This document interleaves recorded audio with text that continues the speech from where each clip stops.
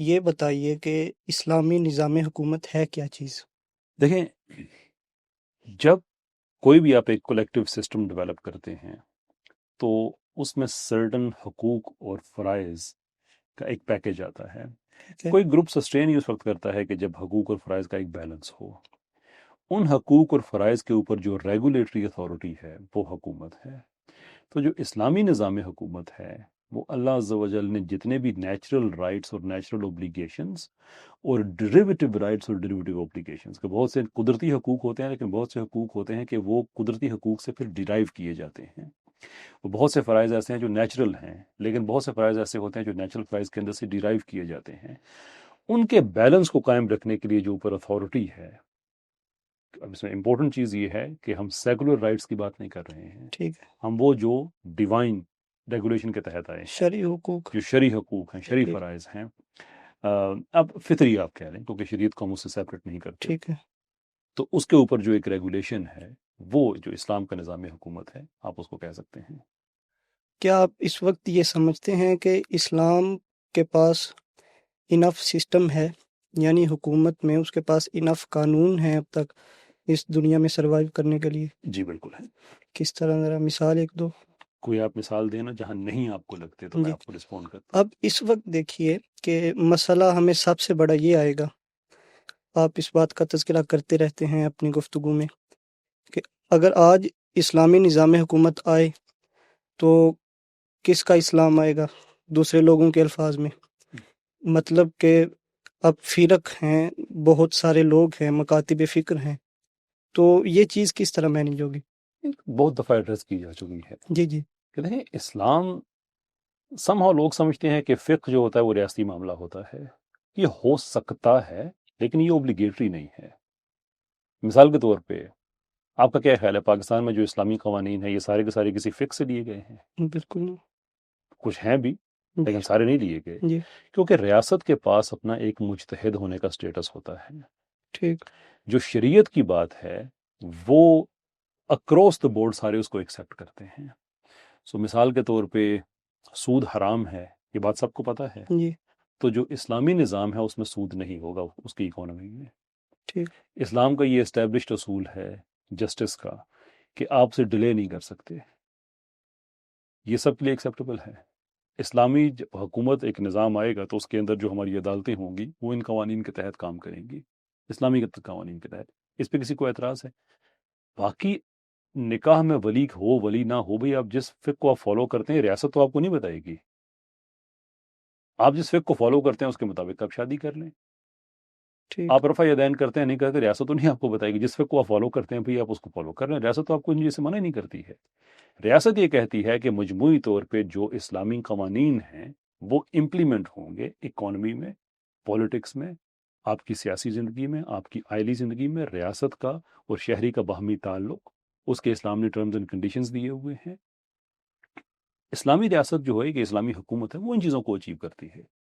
اگر یہی بات ہے تو جس طرح آپ نے فقہ کو پوری طرح انوالو نہیں کیا ریاست میں، اب کئی چیزیں ہیں، مثال کے طور پر چوری کا قانون اگر بنے تو یہاں پر فقہا کی بہت مختلف آراء ہیں، تو آپ کیا یہ کہنا چاہ رہے ہیں یہاں اختلاف آ گیا تو ہم قانون چوری کا اسلام کو چھوڑ کر خود سے یا باہر سے بنا لیں گے؟ قطعی طور پہ نہیں.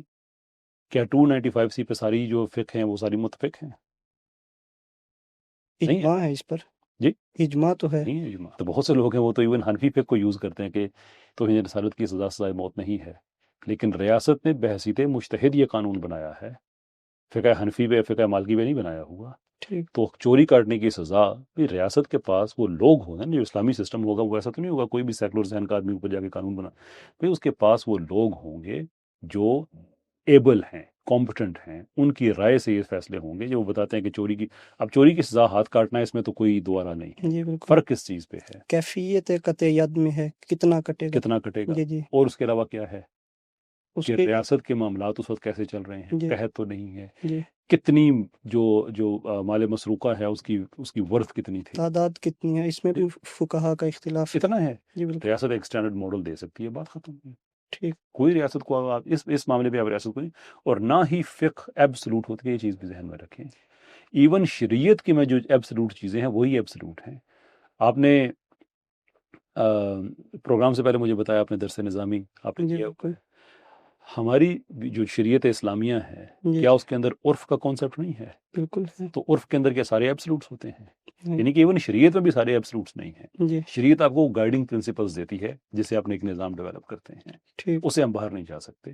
تو اگر ریاست ان معاملات میں اتنی اس کے پاس فلیکسیبلٹی ہے تو ایک ہاتھ کاٹنے کے معاملے پہ کیا ریاست فلیکسیبل نہیں ہوگی؟ تو آپ کے نزدیک اسلامی ریاست میں صرف شریعت اتنی ہی ہوگی، اللہ ایک ہے، یا جو موٹے موٹے قوانین ہیں ان ڈیپتھ اسلام کا اس سے تعلق نہیں ہوگا؟ اکانومی پوری کی پوری اسلامی ہوگی every day, right from budget کی جنریشن سے لے کر جو چیز آدمی شام کے کھانے میں کھا رہا ہے یہ سب اکانومی کے اندر آتا ہے. یہ ٹھیک. اتنی ڈیپ ہوگی کہ پوری اکانومی اسلامک ہوگی، ٹھیک ہے. پوری عدلیہ اسلامک ہوگی. ٹھیک ہے. میں بحثیت شہری میرا ریاست کے ساتھ تعلق کیا ہے اس کی بیس اسلام پہ ہوگی. سر میں اپنی انپٹ دے سکتا ہوں؟ یہ شور سر مائک لے لیجیے آپ. سر عرض یہ ہے کہ جب اس طرح کا سوال کیا جاتا ہے نا، جیسے بہت سے لوگ انجینئر صاحب بھی یا دوسرے لوگ بھی کرتے ہیں، یہ ایک ازمپشن ہوتی ہے کہ ہمارا اسلام ہمارے پاس نا آج ہی اچانک سے وارد ہوا ہے، اس سے پہلے اسلام تھا نہیں، کبھی عمل نہیں ہوا. ہمارے پاس 1400 سال کی تاریخ موجود ہے، اس میں چوریاں بھی ہوئیں، اس میں سارے جرم بھی ہوئے، ان کو سزائیں بھی دی گئیں، اس میں فیسیلیٹیشنز کے لاز بھی اویلیبل ہیں. مطلب اگر فرض کریں حنفی انداز کی حکومت آئی ہے ان کا بھی ہے، اگر کوئی شیعہ کسی نے ہولڈ لے لیا ان کے سٹائل کی بھی ہے. مطلب ہر انداز کا ایکسپیرینس ہمارے پاس موجود ہے. ایسا نہیں ہے کہ ہم ہوا میں چل رہے ہیں اور آج نیا ہے. ہمارے پاس جو بھی حکومت بنے گی اگر وہ شریعت پہ عمل کرنا چاہتے ہیں تو حضرت رسول پاک صلی اللہ علیہ وسلم سے لے کر اور ابوبکر صدیق رضی اللہ تعالیٰ عنہ، کم از کم 4 خلفاء تو ہمارے پاس متفق ہیں کہ جن پہ ہم سب کا اجماع ہے کہ یہ خلفائے راشدین ہیں. تو ان کی ہسٹری بھی موجود ہے، ان کی سزائیں، ان کے قوانین. تو ہمارے پاس اس کے علاوہ بھی لمبی تاریخ موجود ہے کہ ہم نے 1920 میں خلافت ختم ہوئی ہے. اس کا مطلب ہے ہمارے پاس پچھلے 1400 سال موجود ہیں جس میں سے یہ سارے قوانین ایڈجسٹ کیے جاتے مختلف صورتوں میں یہ رہے ہیں. جی. درست بات ہے. جی تو بیسک اعتراض ہی یہی ہے کہ ہمارے پاس ڈیفرنٹ ماڈلز ہیں، ہمارے پاس فقہا کی آراء ہیں، تو کیا ہم ان سب کا ایک معجون سا بنا کر امپلیمنٹ کریں گے؟ دیکھیں جب آپ فقہ کی بات کرتے ہیں تو یہ بات ذہن میں رکھیں کہ بائی اینڈ لارج ریاست کسی ایک فقہ پہ باؤنڈ نہیں ہوتی، اور بائی اینڈ لارج فقہ جو ہوتا ہے یہ ذاتی معاملہ ہے، ریاستی معاملہ نہیں ہے. ہاں یہ ہو سکتا ہے کہ ریاست ریاستی معاملات میں کچھ چیزیں فقہ سے لے لے. مثال کے طور پہ کہ اسٹینڈرڈ ٹائپ پاکستان میں روزہ کھولنے کا کیا ہے اگر پاکستان ایک چھڑی ریاست بن جاتا ہے، ٹھیک ہے، فقہی طور پہ ہے کہ آپ سورج غروب ہونے کے کچھ منٹ بعد انتظار کر لیں، سورج غروب کر لیں. ان معاملات میں وہ کر سکتی ہے. اپارٹ فرام دیٹ ریاست کیا کسی کو کہے گی کہ مثال کے طور پہ ایک آدمی ہے اگر وہ حنفی فقہ فالو کرتا ہے تو ریاست اسے کہے گی کہ نہیں تم نے رفع دین کرنا ہی کرنا ہے؟ یہ تو ریاست مدینہ نے بھی نہیں کیا. کوئی صحابہ رفع دین کرنے والے تھے، کچھ نہیں کرنے والے تھے. فقہ یاد رکھیں کہ یہ آپ کی جو اسلام کے اندر جو دین کی انٹرپریٹیشن آپ کی ذاتی زندگی سے تعلق رکھتی ہے اس کا تعلق اس کے ساتھ ہے، اور یہی وجہ ہے کہ ایک فقہ دوسری فقہ کو ایکسیپٹ کرتی ہے. آپ کسی ایٹ لیسٹ اہل سنت کے کانٹیکس میں تو یہ بات بالکل کلیئر ہے کہ آپ پوچھیں کسی حنفی بھائی سے کہ مالکی فقہ میں نکاح میں اگر کچھ ویریشن پائی جاتی ہے تو آپ کے ہاں ہے؟ وہ کہیں گے ہمارے ہاں نہیں ہے. اویلیبل ہے؟ کہیں گے نہیں اویلیبل. وہ کہتے ہیں مالکی کرتے ہیں، اس کے بارے میں کیا خیال ہے؟ وہ کہیں گے بالکل ٹھیک کرتے ہیں، because they all are sourced into one thing. تو اس لیے ریاست کے معاملات میں آپ فقہ کے کبھی بھی نہ سوچا کریں. ریاست کے اپنے معاملات ہیں، ان کا تعلق اکانومی کے ساتھ ہے، ان کا تعلق فورن پالیسی کے ساتھ ہے، ان کا تعلق ایجوکیشن کے ساتھ ہے. علم حاصل کرنا مرد عورت پہ فرض ہے، یہ ساری فقہ مانتی ہیں. جی اب ریاست نے اس چیز کو اکوموڈیٹ کرنا ہے کہ مرد عورت کی تعلیم کا وہ ایسا انتظام کرے کہ جس سے شریعت کی جو حدود ہیں وہ پامال نہ ہوتی ہوں اور یہ حکم بھی شریعت کا امپلیمنٹ ہو جائے، یعنی اختلاط بھی نہ ہو اور اس حکم سے انکار بھی نہ ہو. ریاست نے یہ کام کرنا ہے. اب اس پہ کون سی فقہ اعتراض کرے گی؟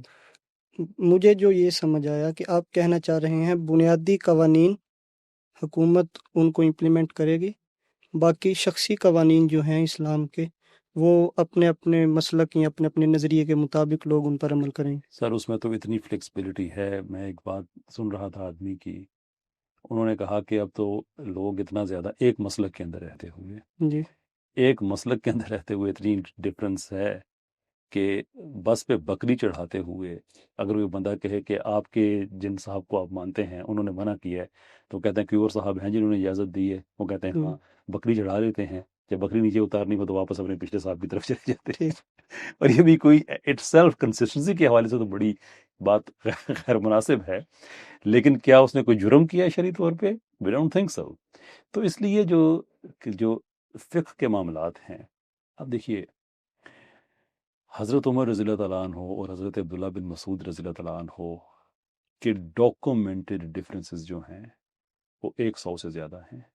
ٹھیک ایون اس وقت جب خلیفہ حضرت عمر ہیں تو ان کا یعنی کہ جو اختلاف ہوتا ہے نا وہ کسی انسان کی زندگی تک محدود نہیں ہوتا، یعنی کہ میرا اختلاف آج بھی امام غزالی سے ہو سکتا ہے، ٹھیک حالانکہ میں ان کے عہد میں نہیں ہوں، اقبال اور غزالی کا اختلاف ہے کئی معاملات ٹھیک میں۔ ہے تو وہ جو اختلافات رہے ہیں وہ اپنی جگہ پہ رہے ہیں۔ ریاست کیا کرتی ہے؟ دیکھیں، ریاست شریعت کو دیکھتی ہے، اس کے مطابق ایک فیصلہ کرتی ہے۔ ان موسٹ کیسز فقہ کا اسے تعلق نہیں ہے۔ ٹھیک مشہور بات ہے، آپ نے سنی ہوگی، حضرت عمر رضی اللہ تعالیٰ عنہ آئے، انہوں نے اپنے دور میں گھوڑے پہ ٹیکس لگا دیا، حضرت علی ہے، انہوں نے آ کے اپنے گھوڑے سے ٹیکس ختم کر دیا۔ ریاست یہ دیکھتی ہے کہ جو دین کی بیسٹ انٹرپریٹیشن ہے اس وقت، وہ دونوں کے پاس اپنی اپنی ریزنس ہیں۔ حضرت عمر کی ریزن ہے کہ آپ کے پاس گھوڑا، آپ کے پاس ایک آسٹ ہے نا، آسٹ پہ آپ ٹیکس دیں گے۔ حضرت علی کی ریزننگ یہ تھی کہ گھوڑا آسٹ اس وقت تک ہے جب تک آپ بزنس میں منافع کماتے ہیں، لیکن اگر آپ نے بزنس میں لاس ہو گیا تو یہ آپ کا ایسٹ نہیں، لائبلٹی ہے، کیونکہ ایک تو لاس ہوا ہے، اس کو پہلے سے کھلانا بھی ہے، اوپر سے آپ ٹیکس بھی دیں تو ٹھیک نہیں ہے۔ ٹھیک ہے، ان کی انڈرسٹینڈنگ تھی، یہ ان کی انڈرسٹینڈنگ تھی۔ اب اس کی کوئی فکر ڈیولپ ہو رہی ہے اس سے کوئی؟ نہیں اچھا اگر اس سے اوپر حلال و حرام میں اختلاف ہو جائے جس طرح آج کل کرپٹو ہے یا تو دونوں طرف نظریات موجود ہیں، یہ شکریہ تو سر۔ اس صورت میں آپ کیا سمجھتے ہیں ریاست کا کردار کیا ہوگا؟ ریاست ایک فائنل اتھارٹی کے طور پہ فیصلہ کرے گی۔ پروسیس یہ ہے کہ علماء سے رابطہ کرے گی، پروسیس یہ ہے کہ وہ بات کرے گی سارے جو لوگ ہیں ان سے، لیکن اس نے ایک فائنل فیصلہ کرنا ہے کہ آج کے بعد یہ چیز ایسے ہوگی، اور اسی وجہ سے ریاست کے پاس جو مجتہد ہونے کا سٹیٹس ہے وہ اسی لیے ہوتا ہے کہ ابہام ہو تو بات ختم ہو جائے۔